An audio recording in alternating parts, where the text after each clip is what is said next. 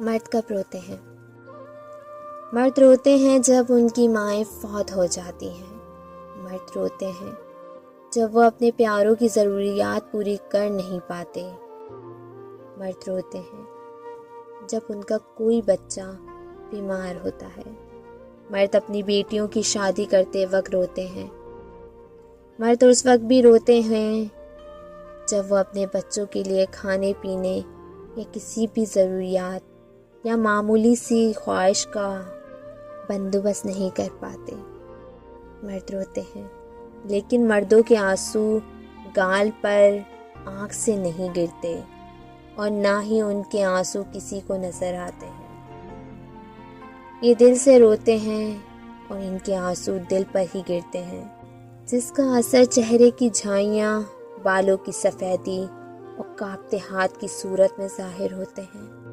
मर्द भी रोते हैं, मर्द को भी दर्द होता है।